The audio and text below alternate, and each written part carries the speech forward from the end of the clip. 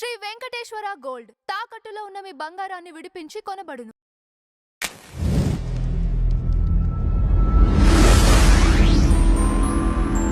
అందరూ మంచి ఇప్పుడు మీరు అడిగిన రెండు ప్రశ్నలకు ఒక్కసారి ఆయన వెర్షన్ సో నేను అడిగినప్పుడు ఇప్పుడు ఎస్సీలు క్రిస్టియన్స్ అంటే ఎస్సీలు యేసు ప్రభుని గోల్చుకుంటే వాళ్ళు సడన్ గా మరి మెయిన్ ఎవరైతే ఇక్కడ దళితులు ఉన్నారో వాళ్ళకి అన్యాయం జరుగుతుందనే కదా మా దళితులకి ఇప్పుడు ఆయన ఏమంటున్నారు మా వాళ్ళకి అన్యాయం జరుగుతుందనే కదా మాట్లాడుతున్నారు. అన్యాయము అనే దగ్గరికి వెళ్దాం. సరే మీ క్వశ్చన్ ఫస్ట్ మీరు అడిగిన రెండు క్వశ్చన్లు. ఇక్కడ మనకు ముక్కోటి దేవుళ్ళు ఆరాధించుకున్నటువంటి స్వేచ్ఛ ఉన్నప్పుడు యేసు ప్రభుని ఎస్సీ వాళ్ళు ఆరాధించుకుంటున్నారు అనుకో ఎగ్జాంపుల్. ఆయన చేదు ఎందుకు అయిపోతున్నాడు? నన్ను చెప్పమంటారు.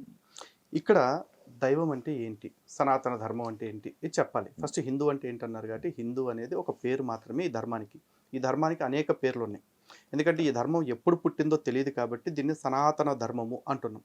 ఇది వేదం ఆధారంగా నిలుస్తున్న ధర్మం కాబట్టి నడుస్తున్న ధర్మం కాబట్టి వైదిక ధర్మము అంటున్నాం. అదే సనాతన ధర్మం. ఈ వేదానికి ఎవరు దర్శించారంటే ఋషులు కాబట్టి ఋషి ప్రోక్తమైంది కాబట్టి దీన్నే ఆర్ష ధర్మము ఋషి ధర్మము అంటున్నాం. ఆ తర్వాత పర్షియన్స్ బ్రిటిషర్స్ వచ్చినప్పుడు వాళ్ళకి పలకటానికి కన్వీనియన్స్ కోసం హిందూ అన్నారు కాబట్టి హిందూ ధర్మం అని పిలుచుకుంటున్నాం. ఈ ధర్మంలో ముక్కోటి దేవతలు అన్నారు.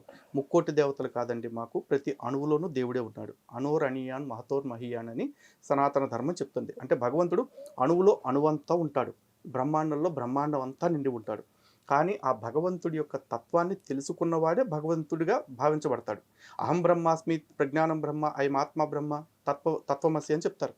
అంటే నాలో కూడా భగవంతుడు ఉన్నాడు, కానీ నాలో భగవంతుడు ఉన్నాడు అనేలా నేను ప్రవర్తిస్తున్నానా లేదా? అలాంటి ప్రవర్తన కలిగిన వాళ్ళు ఎవరైనా ఉంటే వాళ్ళందరినీ మేము గౌరవిస్తాం. ఇప్పుడు అలాంటి మేము యేసుక్రీస్తును పూజించరా అన్నారు. పూజించాం. ఎందుకంటే హిరణ్యకశిపుడు అనే రాక్షసుడు బతుకున్నప్పుడు తను కూడా శివ పూజలు చేయటం, విష్ణు పూజలు చేయడానికి ఎవరికి వీల్లేదు, నన్నే పూజించాలి అన్నాడు. అరే ముక్కోటి దేవతల్లో ఎవరైతే ఏముందిలే అని హిరణ్యకశిపుడు ఫోటో మేము పెట్టుకున్నామా? యేసుక్రీస్తు ఫోటో నేను ఎందుకు పెట్టుకుంటానండి? దేవుడు అని చెప్పుకుంటే కాదు కదా, దేవుడు అనే లక్షణాలు చూపించాలి కదా, ప్రదర్శించాలి కదా. మాయలు చేయటం, ఆర్ఎంపీ డాక్టర్ లాగా జర్నలిస్ట్ గారడీలు చేయటం, లేకపోతే చిన్న చిన్న వైద్యాలు చేయటం ఇది దేవుడికి ప్రమాణం కాదు కదా. ఇప్పుడు ఆయన అన్నది జియోగ్రాఫికల్ ఐడెంటిటీ నేను చెప్తున్నా. జియోగ్రాఫికల్ ఐడెంటిటీ అంటే నాకు భారతదేశాన్ని నేను మాతృభూమిగా చెప్పుకుంటున్నా. ఎందుకంటే నేను కూడా భారతదేశం అనే బౌండరీలో బంధించున్నాను కాబట్టి. కానీ నాకు వేదం ఏం చెప్తుంది? వేదం వచ్చేసి వసుదైక కుటుంబం అని చెప్తుంది. అంటే ప్రపంచం అంతా మన కుటుంబం అనే చెప్తుంది. అలాగే అహం భారతం వసుంధర అని చెప్తున్నారు శ్లోకాలు. అంటే నా భారతదేశం అంటే నా పరిధి ఎంత? ఈ వసుంధర మొత్తం భూమి అంతా నాకు నా దేశంతో సమానం. నేను ప్రతి దేశాన్ని నా దేశాన్ని గౌరవించినంత గొప్పగానే గౌరవిస్తాను. కానీ ఇప్పుడు బౌండరీస్గా మనం కొన్ని ఏర్పాట్లు చేసుకున్నాం కాబట్టి, మనకంటూ ప్రభుత్వాన్ని ఏర్పాటు చేసుకున్నాం కాబట్టి నా భారతం ఎక్కువ బాగుండాలి అని నేను కోరుకుంటాను. అలాగే నా భారతదేశం ఏంటి, ప్రపంచానికి పూజగది అని చెప్తారు. ఎందుకు? మిగతా దేశాలందరూ కూడా వాళ్ళు భోగాల్లో ఉన్నారా, సుఖాలు మునిగి తేలుతున్నారా నాకు సంబంధంలా. కానీ నేను ప్రపంచం మొత్తం బాగుండాలని భారతదేశంలో ఉన్న ఋషులు ఇక్కడ యాగాలు చేశారు, తపస్సులు చేశారు. లోకా సంస్థ సుఖినో భవంతో అని కోరుకున్నారు. ఎందుకు? ఎందుకంటే మనం ఒక ఇల్లు కట్టుకుంటాం, దాంట్లో 10 బెడ్రూములు కట్టుకుంటాం. కానీ 10 బెడ్రూమ్స్లో ఉండే మనుషులు బాగుండాలని చెప్పేసి మనం ఎక్కడ కోరుకుంటాం? పూజగదిలోనే కోరుకుంటాం.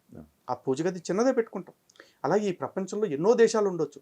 అన్ని దేశాలు మతాలతో సంబంధం లేకుండా, మనుషులతో సంబంధం లేకుండా సర్వజీవులు బాగుండాలని కోరుకునేది భారతదేశంలో.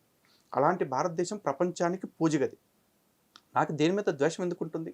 పైగా మేము కోరుకునేది కూడా ఒకటే, కృణ్వంతో విశ్వమార్యం. ఈ ప్రపంచం అంతా కూడా సంస్కారవంతులు ఉండే ప్రదేశంగా మారాలి. అలాగే ఆణో భద్రాహ క్రతవో యాంతి విశ్వత అని చెప్తుంది వేదం. అంటే ప్రపంచంలో ఎక్కడెక్కడైతే మంచి విషయాలు ఉన్నాయో అవన్నీ వచ్చి మా చెవులను చేరుగాక. క్రిస్టియానిటీలో హిందుత్వంలో లేని మంచి ఏదన్నా ఒక్కటి ఉంటే చెప్పండి. నేను క్రిస్టియానిటీని గౌరవించడానికి సిద్ధంగా ఉన్నాను. హిందుత్వంలో లేని ఒక మంచి మాట చెప్పండి బైబిల్లో నుంచి. ఇప్పుడు నేను అనేదేమంటే, నాకు మీరు అడిగిన క్వశ్చన్స్ కి నేను సమాధానం చెప్పాను. నేను ఒకటి అడుగుతున్నా, హిందుత్వంలో లేని మంచి ఒక్కటి బైబిల్లో నుంచి ఒకటి చెప్పించాను. ఇక్కడ అండి అదే హిందూ మతంలో కర్మ, పాపము ఇవి ఉన్నాయి కాబట్టి ఈ జన్మలో చేసి నెక్స్ట్ జన్మలో క్యారీ ఫార్వర్డ్ అవుతాయి. నెక్స్ట్ జన్మలో నీకు ఇంకొక ఇదవచ్చు life form. Subject to correction, I'm not born into shlokas. So okay, so నాకు తెలిసింది నేను చెప్తున్నాను. ఏమన్నదేమంటే ఈ పాపము లేకపోతే ఈ జన్మలో చేసిన నాటికి ఇంకొక జన్మలో నీకు బెటర్మెంటా వర్స్ట్ లైఫ్ మళ్ళీ అట్లా లైఫ్ సైకిల్ అనేది ఒకటి ఉంది. ఈ లైఫ్ సైకిల్ నుంచి నువ్వు బయటపడ్డ తర్వాత నువ్వు దేవునితో లేకపోతే బ్రహ్మతో ఏకమవుతావు, నీకు మోక్షం లభిస్తుంది అనేది నాకు తెలిసిన వర్షన్ ఆఫ్ హిందూయిజం. నేను అనేది ఏమన్నా అది రైటా రాంగా తెలియదు, అది రైటా రాంగా? కరెక్ట్. సో క్రిస్టియానిటీ నాకు కనపడేది ఎట్లా అంటే దానికి సొల్యూషన్గా క్రిస్టియానిటీ వచ్చింది కదా. ఈ జన్మలో చేసినటువంటి కర్మ ఏదైతే ఉందో, పాపం అంటారు, ఏదైతే ఇందులో పాపం అంటారు, ఈ జన్మలో కాదు ఇంకో ఏదైనా కానీ ఈ కర్మ మొత్తానికి ఇక్కడే నీకు ముగింపు వచ్చేసింది, ఇదే లాస్ట్, తర్వాత నువ్వు డైరెక్ట్గా నీకు నెక్స్ట్ స్టెప్ మోక్షమే అనేటువంటిది లైఫ్ సైకిల్ నుంచి నువ్వు బయటపడే ఏకైక మార్గముగా ఇక్కడ నీకు ఆల్టర్నేట్ కనిపిస్తుంది. ఓకే, సో ఇక్కడ ఒక చిన్న డౌట్ అండి సార్, ఇది టాపిక్ డిబేట్ అవుతున్నా కూడా ఇది కూడా డిబేటబుల్ టాపికే కాబట్టి ఒక క్వశ్చన్ అడుగుతాను. సార్ చెప్పిన పాయింట్ చాలా బాగుంది, Christianity is a solution for all these things అని చెప్పేసి అన్నారు. నా డౌట్ ఏంటంటే ఇప్పుడు ఒకటే జన్మలో అన్నీ తీరిపోయేలాగైతే ఈ జన్మలో కొంతమంది అడుక్కునే వాళ్ళుగా, కొంతమంది ఐశ్వర్యవంతులుగా, కొంతమంది అందంగా, కొంతమంది అందవిహీనంగా, కొంతమంది సర్వ సలక్షణాలతోటి, కొంతమంది వ్యసనాలతోటి, అలా రకరకాల వ్యత్యాసాలతోటి ఎందుకు పుడుతున్నారు? కొంతమంది దీర్ఘాయువులుగా ఎందుకు ఉంటున్నారు? కొంతమంది చిన్నప్పుడు ఎందుకు చనిపోతున్నారు? రీజన్ ఏంటి? రకరకాల అదే ఆ రకాలు ఏంటి కారణం? ఇప్పుడు నాది కర్మ సిద్ధాంతం ప్రకారం అయితే కనుక నేను పూర్వజన్మ కృతం పాపం అని చెప్తాను, లేదా కృతం పుణ్యం చెప్తాను. కానీ మీ క్రిస్టియానిటీ ప్రకారం ఎందుకు అలా? క్రిస్టియానిటీ ప్రకారం మనుషులు ఒకసారి పుడతారు, ఒకసారి చచ్చిపోతారు. ఆ ఒక్కసారి పుట్టే వాళ్ళని దేవుడే పుట్టించినప్పుడు అందరినీ ఒకలాగా పుట్టించకుండా ఎందుకు ఇన్ని తేడాలతో పుట్టిస్తున్నాడు? పార్షియాలిటీ కాదండి, దాని ప్రకారం ఒకసారి పుట్టి ఒకసారి చచ్చిపోతారా? అంతే. అప్పుడైతే ఇంత పాపులేషన్ ఎందుకు వస్తున్నారు? మనుషులు ఇంతమంది ఎందుకు పుడుతున్నారు? పుట్టిస్తా ఉన్నాడు దేవుడు.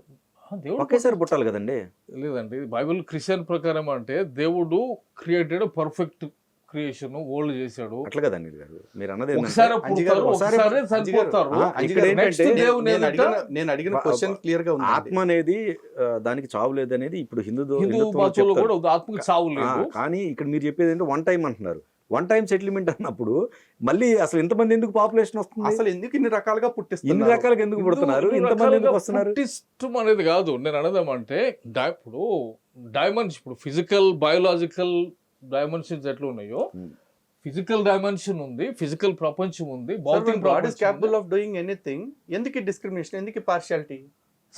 డైమెన్షన్స్ అండి, స్పిరిచువల్ కాదు.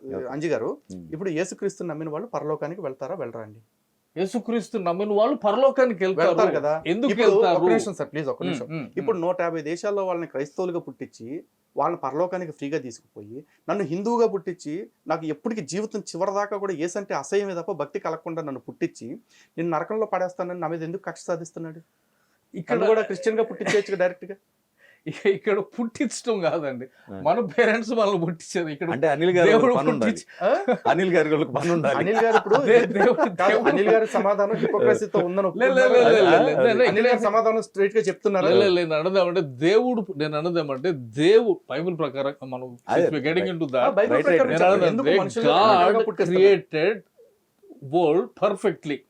బైబిల్ చెప్పేది ఏంటంటే ఫస్ట్ దేవుడు అంత పర్ఫెక్ట్ జంటం చేశాడు.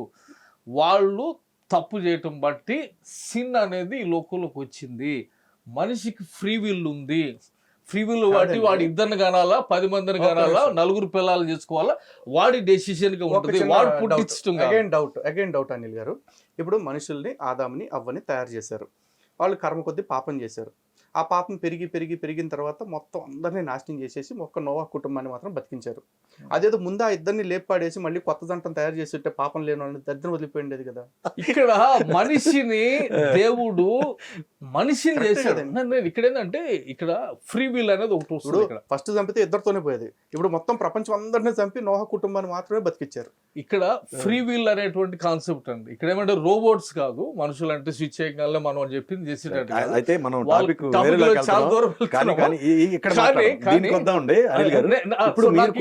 Geographical or religious identity Hindu identity చెప్పాను, రిలీజియస్ ఐడెంటిటీ హిందూ ఐడెంటిటీని రిలీజియస్ ఐడెంటిటీని కలిపి చెప్పాను, స్పిరిచువల్ రిలీజియస్ ఐడెంటిటీ. సో ఇక్కడ అంటే అణువులో దేవుడు అంటే ఒక్క యేసు ప్రభువే చేయదు. ఆ రూట్ లో యేసు ప్రభు ఏంటంటే ఇప్పుడు అణువులో అంటే రావణాసురుల్లో కూడా దేవుడు ఉన్నట్టే, కానీ రావణాసురుని దేవుడిగా మొక్కుతున్నామా? దేవుడు ఉన్నాడు అనుకోవటానికి, దేవుడు ఉన్నాడు అనే భావంతో బతకడానికి తేడా. Let us keep very fair discussion, very friendly discussion. నేను అన్నదేమంటే ఒకవైపు క్రిస్టియానిటీ ఇప్పుడు మేము మాట్లాడుతుంది, అదే మీరు ఇక్కడ సట్రంలో ఇరుక్కుపోయినారు, పోయిన దాంట్లో ఏదో చేసిన అనేసి ఇప్పుడు అనిపిస్తామండి, ఇప్పుడు నుంచి మళ్ళీ ఇంకో దాంట్లో పోతామండి. ఈ సైకిల్ బయటపడేటట్టుగా అనిపించట్లేదు కదా. సార్ ఇక్కడ ఇక్కడ- చిన్న ఇక్కడ- కరెక్షన్ ఇక్కడ- ఏంటంటే క్రిస్టియానిటీకి మిగతా దేవుళ్ళకి పోలిక అడిగారు కాబట్టి నేను ఒక ఇప్పుడు చిన్న సింపుల్ భౌతిక ఇవన్నీ ఎగ్జాంపుల్ కూడా చెప్తా. సార్, ఇక్కడ చెప్తాను ఇక్కడ సార్, అంజి గారు. ఎస్సీ ఎప్పుడు కూడా ఈ దేవుడు అనేది ఎప్పుడు హిందుత్వానికి, కూడా ఒక క్రిస్టియానిటీకి- మనిషి సన్మార్గంలో ప్రయాణించడానికే కదండి. ఉమ్. ఖచ్చితంగా Definitely, ఎనీ definitely. దేవుడు, ఎవరైనా సరే దేవుడు అనేది ఒక సన్మార్గంలో ప్రయాణించడానికి. Yeah, yeah. దీంట్లో ఎందుకు ఇంత వైషమ్యాలు ఎందుకండి? నేను ఒక అవసరం మాట ఏంటి చెప్తాను అసలు? అంజి గారు, ఈ- ఇవన్నీ కూడా ఒక క్వశ్చన్ అడగాలనుకుంటున్నా. జరుగుతుంది ఆ. ఎక్కడ?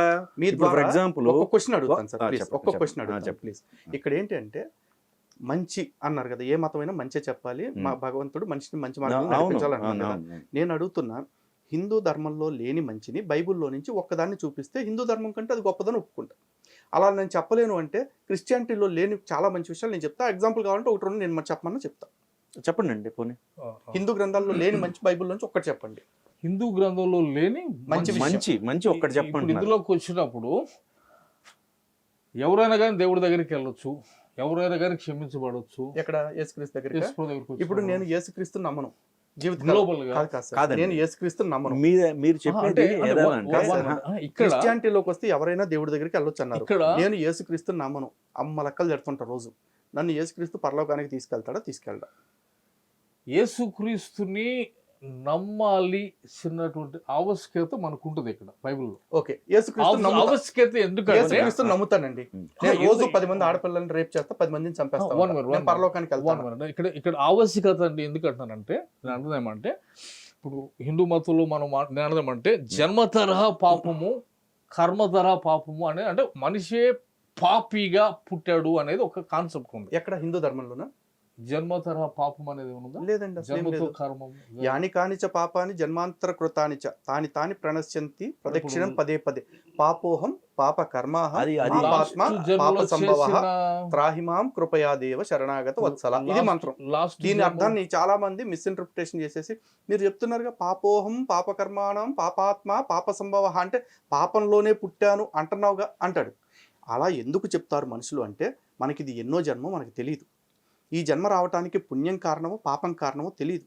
కానీ ఖచ్చితంగా మన వాళ్ళ నమ్మకం ఏంటంటే, ఏదైనా కష్టం కలిగితే అది పూర్వజన్మ పాపం వల్ల, పూర్వజన్మలో ఏదైనా తప్పు చేసి ఉంటాము అన్న ఒక భావన ఉంటుంది. కాబట్టి ఒకవేళ అలాంటి పాపాలు మేము ఏమైనా చేసి ఉంటే, ఆ పాపానికి ఫలితం అనుభవించడానికి కనుక మేము పుట్టి ఉండుంటే, దయచేసి మా పాపాల ఫలితాలను అనుభవించడం నుంచి తొందరగా గట్టెక్కించు స్వామి అని భగవంతుని వేడుకుంటాం తప్ప, పాపంలో పుట్టాము, పాపం వల్ల పుట్టాము అని హిందుత్వంలో ఎక్కడా ఎప్పుడూ లేదు. క్రిస్టియానిటీ ప్రకారం ఉంది జన్మ పాపము, అంతే. భగవంతుని వేడుకుంటాం అనేది ఏదైతే ఉందో, ఆ భగవంతుని ఆన్సరే జీసస్ అనేది ఎలా? ఎలా? నేను ఒక మాట అడిగాను సార్, హిందూ గ్రంథాల్లో లేని మంచి ఒక్కటి బైబిల్ చెప్పండి. ఒక్కటి చెప్పడానికి ఏంటి ప్రాబ్లము? ఒక్కటి అదే చెప్పండి. ఇదే కదా. ఇక్కడ ఏమంటే యేసు ప్రభుని నమ్ముకుంటే చాలు. ఎందుకంటే అది భగవద్గీతలో కూడా ఉంది, సర్వధర్మాన్ పరిత్యజ్య మాం ఏకం శరణం రజ. నన్ను మాత్రమే ఏకం, నన్ను ఒక్కడనే శరణం వేడుకో, అన్ని విడిచిపెట్టేసే నాకు. అహంత్వా సర్వ పాపేభ్యో, నిన్ను అన్ని పాపాల నుంచి నేను విముక్తిని చేస్తానని కృష్ణుడు కూడా చెప్పాడు. కొత్త విషయం చెప్పండి, హిందూ గ్రంథాల్లో లేనిది అడుగుతున్నా. హిందూ గ్రంథాల్లో లేని మంచి. ఇక్కడ పాపానికి క్షమాపణ ఇక్కడ డైరెక్ట్ ఉంది. చేసిన పాపాల క్షమాపణ ఏం పాపం? యేసు ప్రభువుని నాది నమ్ముకోబట్టి. ఒక చిన్న క్వశ్చన్ అడుగుతాను సార్. నేను ఒక హిందువుని, లేదు నేను ఒక ముస్లింగా ఉన్నా ఇప్పుడు ప్రస్తుతం. నేను ఒక 10 మంది ఆడపిల్లల్ని రేపు చేసి చంపేశాను. అందులో ఒక 5 మంది హిందువులు, ఒక 5 మంది క్రైస్తవులు. ఓకే, ఈ 5 మంది క్రైస్తవులు కూడా నేనే రేపు చేసి చంపాను. ఈ తర్వాత నేను క్రిస్టియానిటీలోకి మారిపోయా. ఇప్పుడు దేవుడు నా పాపాలని క్షమిస్తాడా, క్షమించడా? దేవుడు క్షమిస్తాడు. ఎందుకంటే సరే, నన్ను పాపాలు క్షమిస్తాడు. ఎంత ఇప్పుడు చనిపోయిన 10 మందికి న్యాయం ఎలా చేస్తాడు దేవుడు? వాళ్ళకి రేప్ జరిగింది, అవయవాలను ఏమన్నా మళ్ళీ రేప్ జరగనట్టుగా మారుస్తాడా? చనిపోయిన వాళ్ళని బతికిస్తాడా? వాళ్ళకేం న్యాయం చేస్తారు చెప్పండి? ఎవరు క్రియలు చొప్పున వాళ్ళకి చాలా సరే. అయితే నేనేమన్నా అంటే ఇక్కడ మళ్ళీ ఇక్కడికి వద్దాం ఉండండి. ఇది మళ్ళీ ఎందుకంటే ఏదైనా ఒకటండి, క్రియలు చొప్పున ప్రతి వారికి తీర్పు. దాని వారికి కానీ ఇక్కడ క్రిస్టియానిటీలోకి వస్తే నాకు చాలా వరకు క్షమాపణ కూడా ఉంటుందా లేదా? ఇందులో ఈ మధ్యలో మీరు గమనించినట్లయితే చాలా వరకు కూడా అండి, కొన్ని చోట్ల వెళ్ళిపోయి ప్రాపగండా అక్కడికి వెళ్ళిపోయి మైకులతో కావచ్చు, మీరు అది నమ్మొద్దు లేకపోతే ఇంకోటి అని చెప్పేసి రకరకాల సర్క్యులేట్ అవుతూ వీడియోలు. వీటిపైన మీ అభిప్రాయం ఏంటంటే స్ట్రైట్ అవే చెప్పండి. ఇక్కడ సింపుల్ గా అంటే అంటే వాళ్ళు ఏమంటున్నారంటే ఇప్పుడు మా మత గ్రంథం ఇది చెప్పమన్నది, అదే మేము ఫోకస్ చేస్తున్నప్పుడు మీరు మీ అందరూ అవేర్నెస్ ఉన్న పాస్టర్స్ అలా చేయకూడదు, మిగతా వాళ్ళని హర్ట్ చేస్తున్నారు మీరు అని చెప్పి ఆపాల్సిన ధర్మం మీది కాదా? ఇక్కడ క్రిస్టియన్ పర్స్పెక్టివ్ అండి. కాదండి. ఒక దేశాన్ని, ఒక ఇప్పుడు ప్రాంతాన్ని అప్పుడు చూసినప్పుడు ఏమైంది, శాంతి కోరుకుంటారు. అలాంటి చేయకపోతే వీళ్ళంటి వాళ్ళు అందరూ బయటికి రారు. ఇప్పుడు అక్కడెక్కడెక్కడ జరుగుతా ఉన్నాయి, ప్రతిదీ మనం చూస్తాం. ఒక వీధిలోకి వెళ్దాం, నేను అన్నమాట ఒక వీధిలోకి వెళ్దాం, అక్కడ ఒక 50 ఒక 100 ఇల్లు ఉన్నాయి అనుకోండి. క్రిస్టియన్ అక్కడికి వెళ్ళగానే అక్కడికి ఏమో రెండే కనపడతాయి. ఇక్కడ కనపడేది ఏమంటే ఇక్కడ రక్షించబడ్డ వాళ్ళు, రక్షించబడని వాళ్ళు, అంటే ఇంకా పాపులు ఉన్నారు. అరే ఇట్లానే పాపులు ఉంటే వీళ్ళ జీవితాలు నాశనం అయితే నరకానికి వెళ్ళిపోతారు. అరే వీళ్ళు చూస్తే నరకంలోకి, అంటే వీళ్ళ లోపల ఉండే ఫీలింగ్ ఏంటంటే అరే నేను నరకానికి నేను ఎట్లా పంపాలా, నాకు తెలిసింది ఏంటంటే వీడు యేసుప్రభువుని నమ్ముకుంటే ఇటు వచ్చేస్తాడు కదా, అంటే వీడిని మనం నరకంలో నుండి కదా బయట వేసేస్తాము, వానికి చెప్పకుండా దీన్ని మనం ఎట్లా దాచిపెట్టుకోవాలి. ఇప్పుడు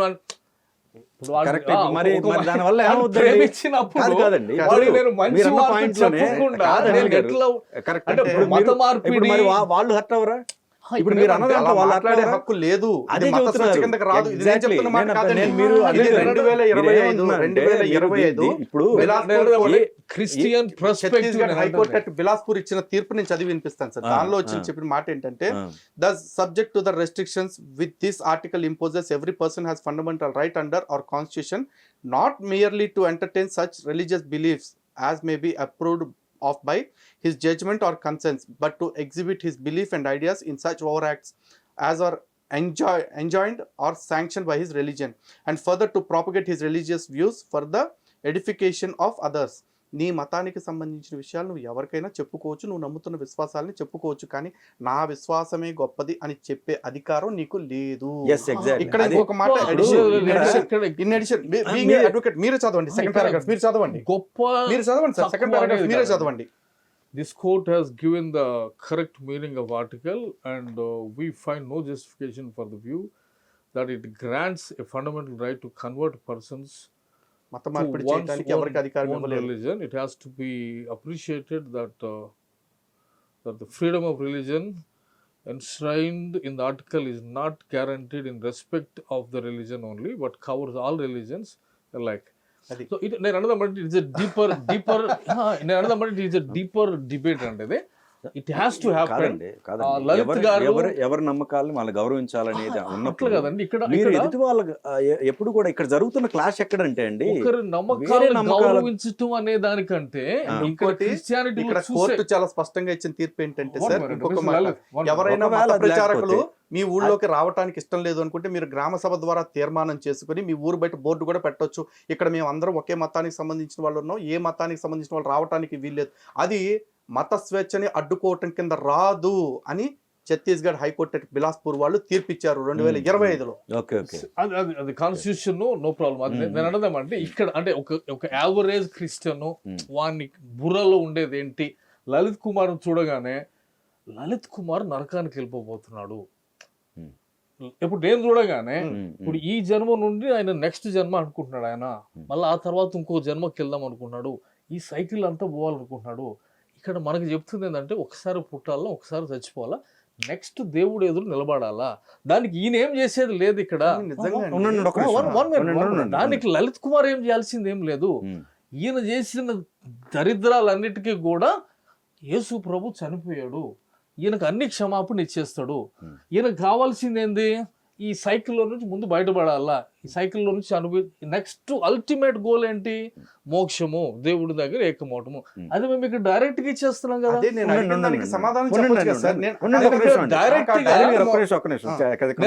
ఇది డైరెక్ట్ గా నీ అకౌంట్ కి మొత్తం ఒకసారి బెనిఫిట్ పడిపోతున్నప్పుడు ఇది మేము చెప్పకుండా లలిత్ కుమార్ కి ఉంటామంటే నాకు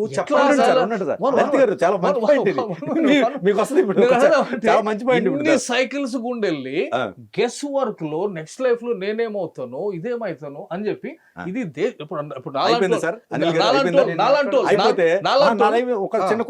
వాళ్ళు దీన్ని బట్టి దేశం మేలు పడుతుందా, ఈ లైఫ్ సైకిల్ ఈ టైం ఎట్లా ఇప్పుడు అన్ని రకాలు చెప్పింది అర్థమైంది. కంక్లూజన్ ఓకే, మీరు ఎట్లా అనుకుంటున్నారు ఆయన కూడా అనుకుంటున్నారు, ఏమని ఆయన కూడా అనుకోవచ్చు. ఇప్పుడు కాదు ఏంటా వీళ్ళు ఈ విధంగా ఎలా బతుకుతున్నారు ఏంటా, అర్థం పర్థం లేకుండా బ్రతుకుతున్నారో లేకపోతే ఇంకోటో ఇంకోటో వాళ్ళు కూడా అనుకోవచ్చు. What is he thinking? I want to hear- ఎందుకంటే I want to కాదు hear from you actually. కాదు కాదు. నీ దగ్గర నుండి వినాలి నేను. అంటే నువ్వు లేదు, ఆయన నా దగ్గర నుంచి వినాలనుకుంటున్నారు, అడగమంటారా? అడగండి. సార్ సింపుల్, ఇప్పుడు ఆయన ఏమంటున్నారు, ఉమ్, ఈయన డైరెక్ట్ గా పరలోకం వెళ్ళటానికి వేరే ఆయన పాపాలు అనుభవించారు, ఆ విషయం మేము చెప్పాలనుకుంటున్నాం అన్నారు కదా. ఉమ్, దానికి చెప్పిన వాళ్ళు నేను అడిగిన దానికి కూడా సమాధానం చెప్పాలిగా. నేనేమడిగా, ఉమ్, ఉమ్, నేను ఒక అన్యమతస్తుడిగా ఉండి ఓ 10 మంది ఆడపిల్లల్ని రేప్ చేసి చంపేశాను. అందులో 5 హిందువులు 5 క్రిస్టియన్లు ఉన్నారు. ఇప్పుడు నేను క్రీస్తుని నమ్ముకుంటే ఉమ్. ఇక తర్వాత మళ్ళీ ఎవరిని రేప్ చేయను. ఓకే. ఈ 10 మందిని చంపేసిన దానికి నుంచి నాకు పాప క్షమాపణ కలుగుతుందా లేదా?